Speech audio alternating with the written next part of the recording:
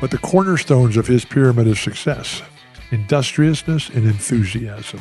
Do you love what you're doing, and are you willing to work at it? And that's what I love to do. I love my job. I love my life. I love being alive, and I'm willing to work at it because I know the difference between being on top and being on the bottom, and I want to be on top. Put that coffee down. Creators are leaders. Be careful what kind of leaders you're producing here. Helen, we're both in sales. Let me tell you why I suck as a salesman. They realized that to be in power, you didn't need guns or money or even numbers. You just needed the will to do what the other guy wouldn't. I'm not leaving. The show goes on.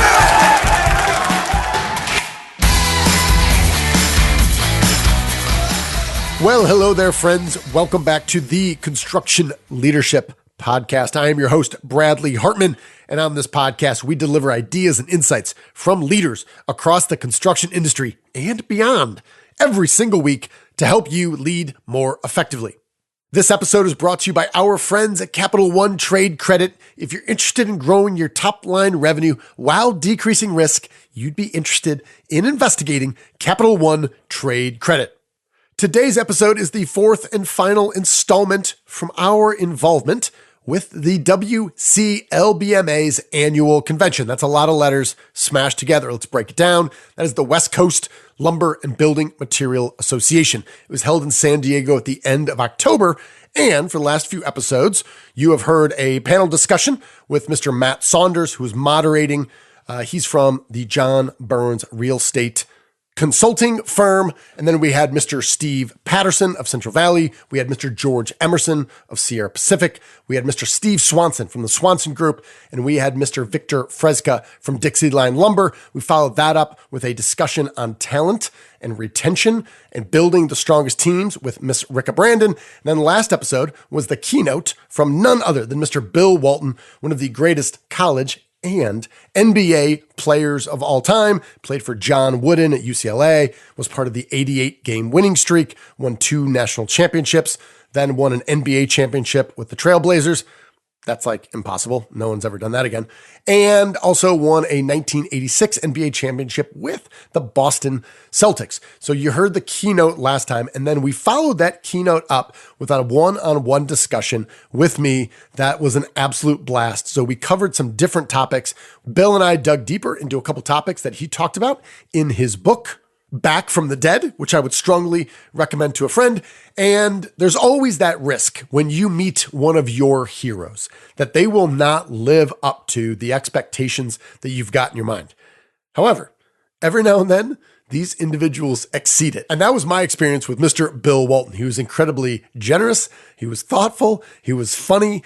He came the night before his keynote, and that was not in the contract, just to hang out and get to know the people. And he was talking some smack to me, which was hilarious and crazy at the same time. And then he completely agreed to record video and audio. So we will be putting up the video of my conversation with Mr. Bill Walton on YouTube. And we'll share that with all WCLBMA members. So bottom line, he was generous, he was smart, and in a not insignificant way, he changed my life. So it was a blast. That's what you're going to hear today. My conversation one-on-one with NBA legend, Mr. Bill Walton. As always, thank you for listening. Mr. Bill Walton, welcome. General, my name is Bill. I'm from San Diego. I have 2 L's in my name. The second one is silent. And what a privilege to be on your podcast here. You are owed nothing.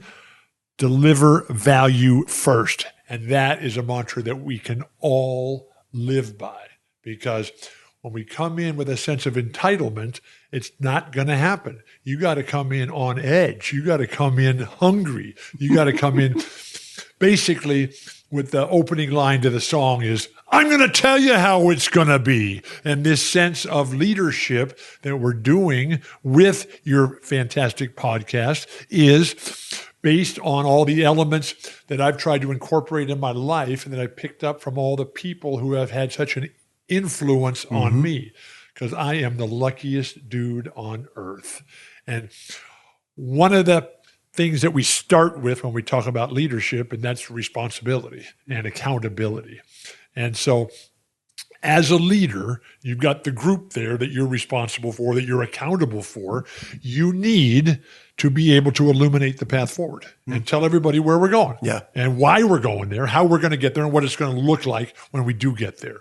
And then you have to never ask anybody, never, to do something that you haven't already done or aren't willing to do yourself. You have to, as a leader, have the ability to pull the team together, to define the terms of the conflict, make them play your game, do what others can't and won't do, lead the relentless offensive attack. Offense wins.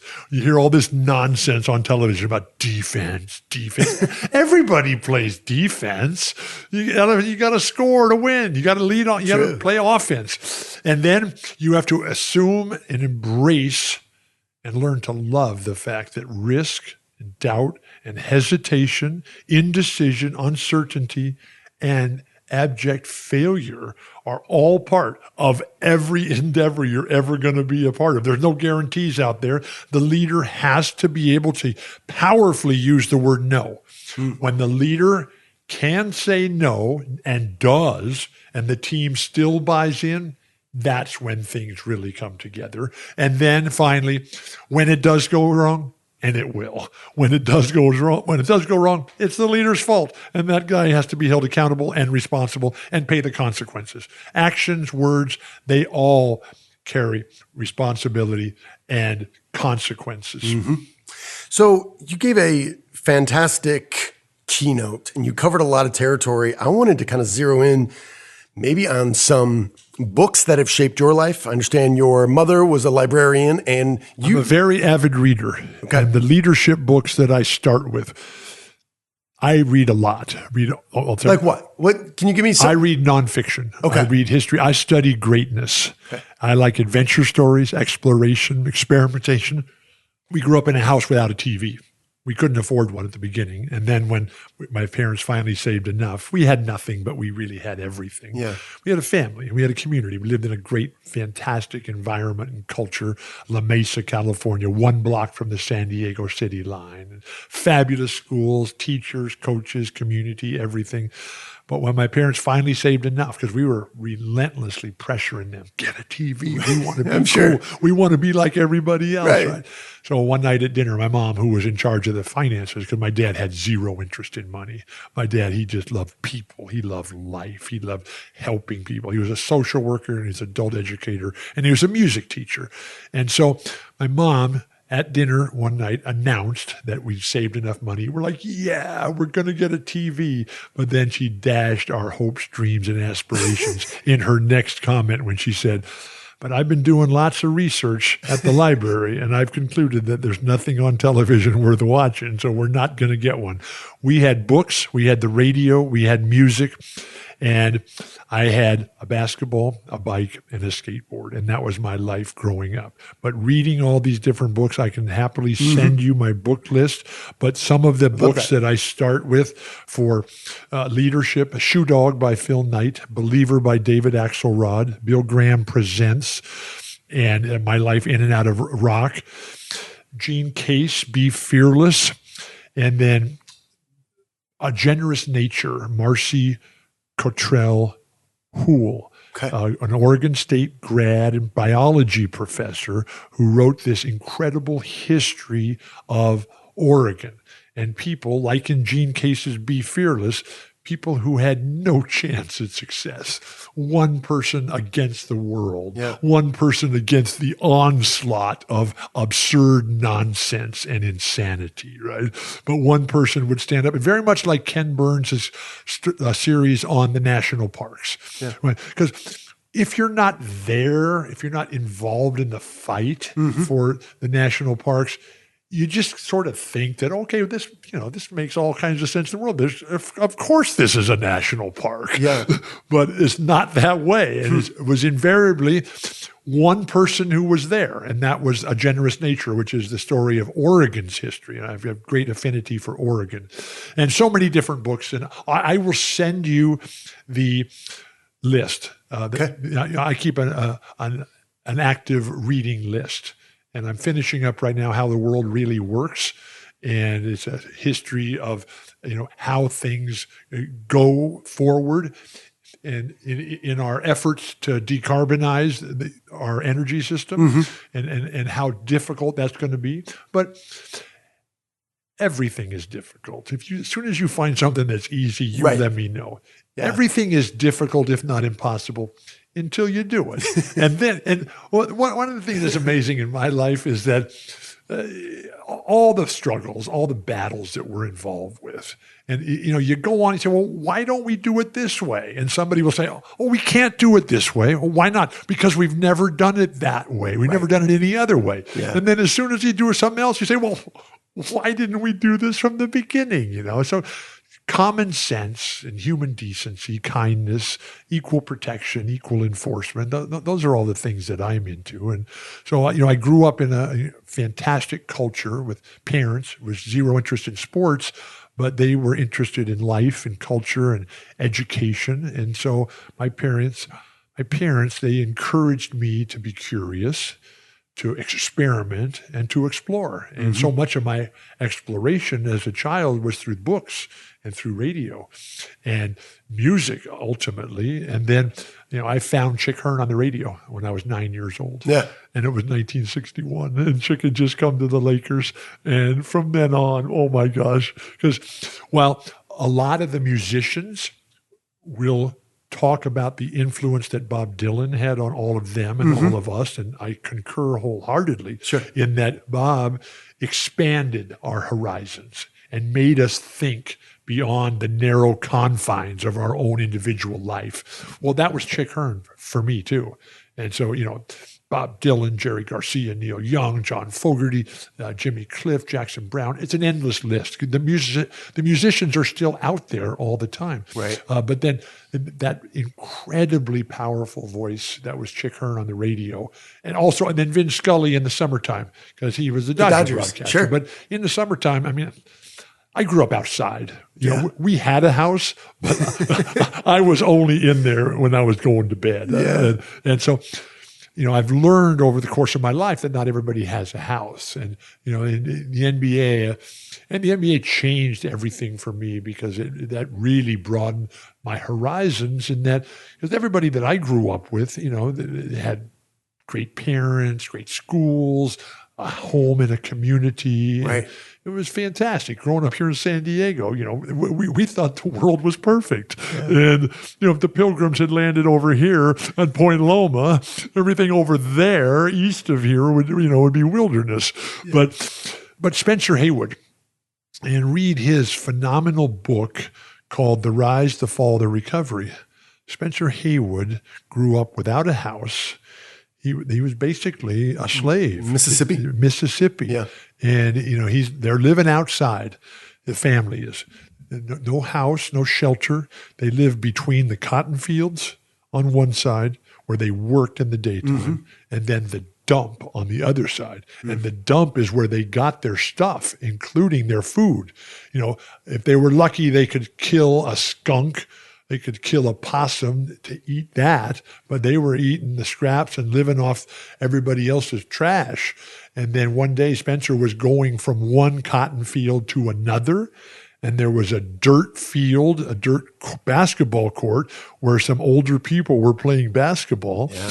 And Spencer, he didn't have any shoes. He just had a pair of cutoff jeans or shorts or whatever, and he's walking from the job and one field to the next, and he sees these guys playing basketball, and he's standing there. Here's this big dude, Spencer Haywood, no shoes, no shirt, nothing except his cutoffs.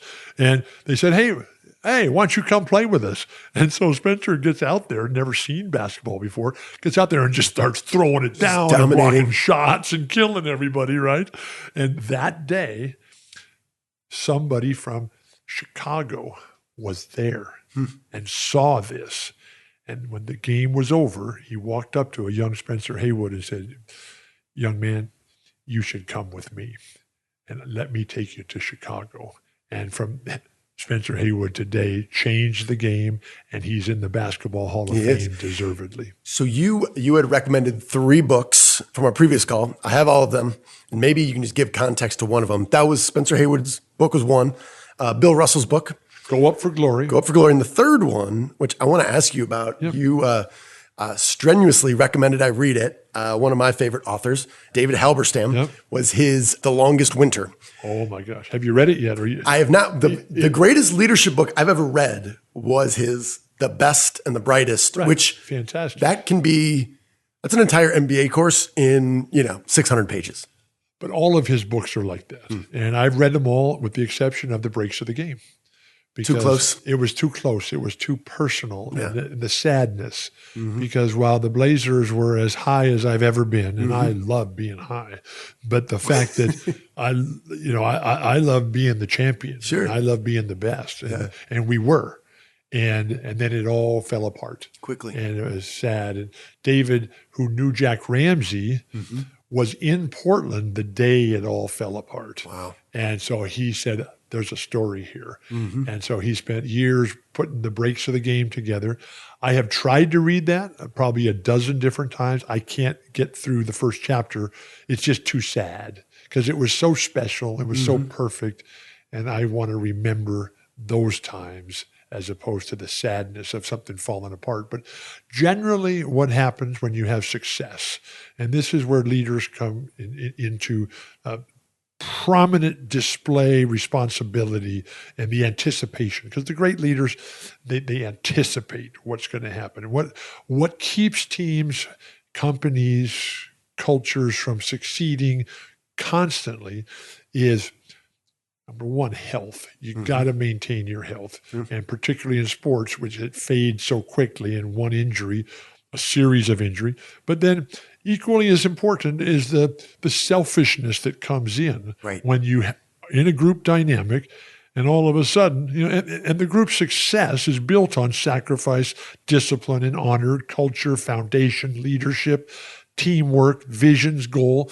But when you have people who come in and you may have achieved success, and that would come from one path and commitment and dedication and determination and sacrifice, discipline, and honor. Then all of a sudden people start thinking, well, you know what? Where's mine?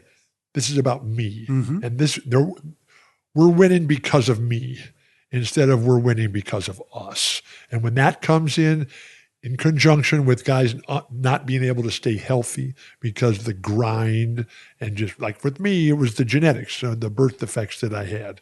I've had lots of injuries, but so much of the constant sidelining for me. I spent half my adult life in the hospital. I've had 39 orthopedic operations. Both my ankles are fused. Both my knees are replaced. My hands and wrists don't work. My spine has been replaced and restructured and rebuilt. And so much of all of that can be traced back to the structural congenital defects in my feet, which they never really knew until it was way too late. But there was this one special doctor in Whittier, California, Bill Wagner, who saw it, who knew it, and he tried to fix me. I had a lot of operations with him, a lot. He had invented this one surgery that I had once on each foot, and it had never worked before on anybody. I was the first guy it ever worked on. Wow. But when I was with him, all the other doctors were telling me, look, we're going to have to cut your foot off. Here. Amputation was a real risk. That was the deal. And so, but Bill Wagner said, I got an idea. I got a plan. And so when the other choice was having my foot cut off or let's try something new, I'm open. I'm with that guy. So what was it? Well, I think of this phrase that's part of Stoicism called amor fati, which is like the love of fate. Stoicism, Epictetus. There you go. Let's go. My guy. Stoicism is not my deal. That's okay. That's Kareem's deal. I'm spirited, enthusiastic, and I'm not afraid to let it show. So much of my structured life if there's such a thing for me. But I've seen part of it. It comes from, John Wooden, who wrote everything down. Yeah. I've had great coaches, and I don't rank, rate, or compare my coaches, but he was among the best. Can I ask you a question about Coach Wooden? Yeah. There's one story I was going to wrote. finish real quick. Hold your question. Carry on. But the cornerstones of his pyramid of success: industriousness and enthusiasm. Do you love what you're doing, and are you willing to work at it? Mm-hmm. And that's what I love to do. I love my job. I love my life. I love being alive, and I'm willing to work at it because I know the difference between being on top and being on the bottom, and I want to be on top. Your question, please, General. Sure. You shared the story in your book when Nixon was in office, Right. Vietnam was raging, and Coach Wooden had recommended you write a letter. And Right. This is after I got arrested at Yes. a peace rally. Exactly. And things didn't turn out quite the way we had anticipated. And I ended up in jail, and Coach Wooden driving me home. He suggested, instead of getting arrested, Bill, you should write letters. So I wrote a letter to Nixon on Coach Wooden's stationery. I didn't have stationery at the time. The thing I find most fascinating is that story is, so you're in his office, and maybe you can just give some detail to it. He takes the card from you. He sees that it's his It was in stationery. his locker room at Pauley before practice, because I got the stationery from his secretary. Right. Because Yes. he had already gone for the day. He dropped me off back at the dorm. Instead of going into the dorm, I went down to his office from up on the hill where the dorms are, down past Drake Stadium, down past Pauley Pavilion, over to the J.D. Morgan Athletic Center where his office was, and his secretary, Aldine, was still there. And I asked her if she had any stationery. She said, "Sure, Bill, no problem." And so she handed me a piece of Coach Wooden's stationery. And I went back to the dorm and typed up this letter to Nixon and, outlined all the crimes against humanity and, the disastrous turn of events in Southeast Asia, and insisted that he bring all the boys. Now, there was no women in the service then, but bring all the boys back from Southeast Asia, immediately stop all the war. And then I finished the letter by demanding his resignation, and I thanked him in advance for his cooperation. And so I signed the letter. I go into the locker room the next day, and all the guys are there. Yeah. They had all been at the peace rally too, but I was the one that got arrested. Said, "Hey, Bill, what did Coach Wooden say?" "He told me to write a letter." "I did. Let's see it, Bill." They read it. They all signed it. Yes. And then I take it over to John Wooden, who's in his adjoining locker room. He has his own locker room with the coach as the coach, and we had exchanged some pleasantries at the beginning. And then I said, "Coach, I took your advice," and I wrote a letter. I said, "Oh, great. And I have it here, Coach, and I'd like you to sign it." And as a co-signer, because all the other guys in the team signed it. Yeah. And so he looked at it and he starts reading it, and it's got his name all over this piece of his stationery, and he just wants to tear this thing up. Right. But he hands it back to me in perfect condition, when he could have just crumpled it up and that'd be the end of it. Mm-hmm. But he handed it back to me and looked up at me with the sad, soft eyes of a father who had just been let down by his son. And that was the relationship that we had. He loved us. We didn't know it. We thought everybody had this perfect coach. Yeah. We had everybody had this perfect individual in their life that all they cared about was us, right? Because that was all of our lives growing up. And so he hands it back to me and he says, "Bill, I can't sign this. And you're not going to send this in, are you?" And I said, "Coach, I always do everything you tell me to do." And so I send it in, and sure enough, not too much longer, Nixon resigned.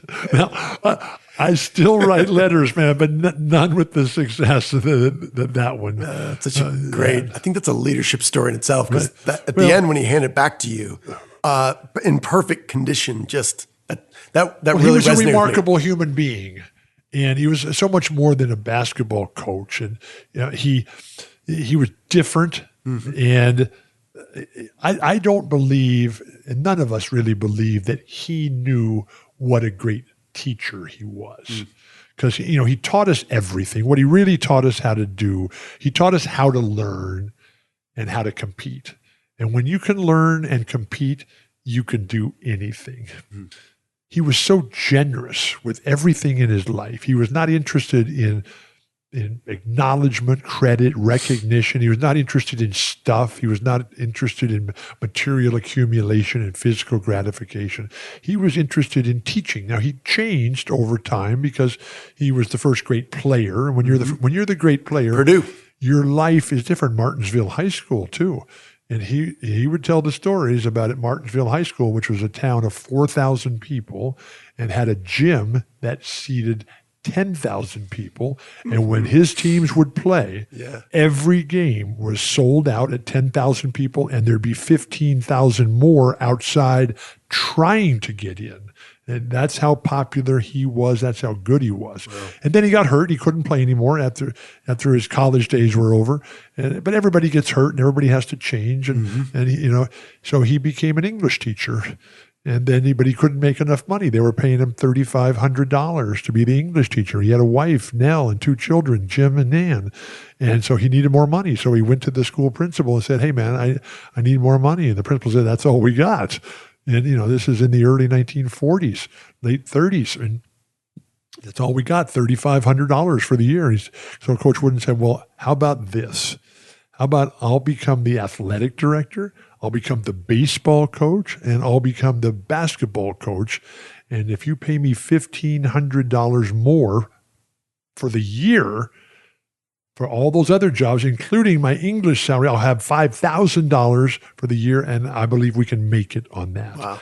And so the principal said fine, and he went on and did quite well for himself. But it was never about money for him. Mm-hmm. The biggest salary that he ever made at UCLA as the coach was $32,500 for the year. Crazy. Yeah. Well, I'm watching the time. You've got a schedule. I'm gonna attempt the impossible.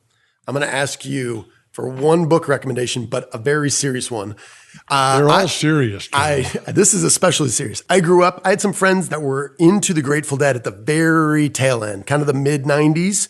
And I never was. If I was going to dig into one book about Dennis McNally's The Long Strange Trip. The Long Strange Trip. Dennis McNally. Okay, that's the one. He's a long-time publicist. There's no band has had more written material generated about them than the Grateful Dead. Right, I know. And then no band has had more original artwork created. And there's an endless accumulation of stuff that you can learn about the Grateful Dead, including go on Sirius Radio, channel 23. It used to be channel 32, but now it's channel 23. And they just play all the music, and there's commentary, and the guys they have, Gary and David, on there who do the commentary, David Lemieux, who's the archivist, and the history out there. And then when you get a little taste and a little flavor, then come on tour. Okay. And the tour is going to start up. And they just announced the final tour. And I just made all the commercials for the upcoming final tour. Okay. And it's, but the Grateful Dead have been hugely important, impactful, influential, inspirational in my life. And I always I do a lot of mentoring for young people who are coming up trying to make it. And I also do a ton of mentoring for people who are facing health challenges, mental health challenges, all the things that I've already gone through. The best coach to have is someone who's on the way back from where you want to go. Yeah. And so I always mention to young people who are coming and want to make it, want to be a part of something, to find something, whatever it is. For me, it was the Grateful Dead.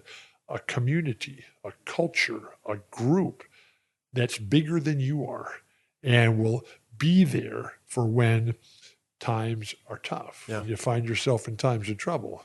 The community will be there to help you. Yeah. And when I first went, when I was 15 years old in 1967, and I got there and I had no idea what to expect. I'd heard them on the radio and it sounded super fun. And I got there and I got to the front and everybody was so happy and everybody was just like having so much fun. And so there was just so much hope, optimism, and positive vibes. And I just said, this is really cool. And this is what I want to do. And now I'm going to say it's 55 years later and more than 1,000 concerts later. I'm still here and I'm still going. And Lori and I, we've already blocked out most of the summer tour for next year and 2023, and we'll be there. Starts in LA. Starts in LA. Ends in San Francisco. Okay. And they go pretty much everywhere in between. And Boulder and the Gorge and Chicago Wrigley Field. And they'll be playing in New York and Boston and Saratoga and a lot of places and a lot of concerts and Dead and Company. Yeah, man. The bus came by and I got on. It's where it all began. It was Cowboy Neil at the wheel on a bus to Never Ever Land. When you get confused, listen to the music play. We used to play for silver. Now we play for life. Life seldom turns out the way it does in a song, but once in a while you get shown the light in the strangest of places if you look at it right. I used to be a lost sailor, away too long at sea, drifting too far from the shore. Now I'm a tiger in a trance, a saint of circumstance. I sure don't know what I'm going for, but I'm going to go for it for sure. The first days are the hardest days. Don't worry. It'll be all right. But when life looks like Easy Street, there's danger at your door. Standing on the moon. It's a lovely view from heaven, but I'd rather be with you. I'd rather be with you. It's endless. And what Robert Hunter, what John Barlow, what Jerry and Bob, Phil, Mickey, Bill Kreutzmann, all the different piano players, Pigpen, and Keith and Brent and Bruce and Vince and now Jeff Chimente, what all these guys have done. I mean, they have addressed every issue, but all the great musicians do that. Bob Dylan, Neil Young, Bruce Springsteen, the Beach Boys. I mean, they lived their lives. They wrote these songs to us, for us, and about us. Mm-hmm. So listen to those songs because they're more relevant today than ever before, and it's just fantastic. All right. I'm the luckiest dude in the world. Well, I feel like I'm the luckiest dude, and if I don't get you out of here on time, we're both going to be in trouble. We will survive. We are alive. Yeah. And we are owed nothing, but we must deliver value first. Thank you for having me, General. You. I'm reporting for duty.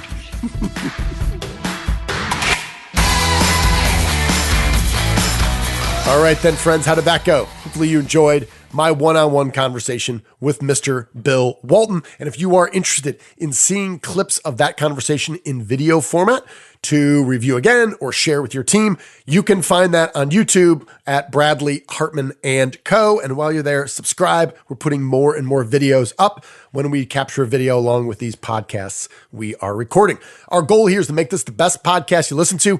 So if you have ideas to make it better, suggestions for topics or guests, do not hesitate to email me directly at bradley@bradleyhartmanandco.com. I would like to thank our sponsor, Capital One Trade Credit. If you're interested in growing top-line revenue by leveraging a state-of-the-art digital platform that's fully customizable with a team behind the scenes to make implementation easy for you, you would be interested in learning more about Capital One Trade Credit. That's all I've got here. As always, thank you for listening. Your time and attention is valuable, and I appreciate that. And thank you for helping us grow this podcast. We're going to close out like we always do with our leadership mantra. You, my friend, are owed nothing. Deliver value first. Make it a great week.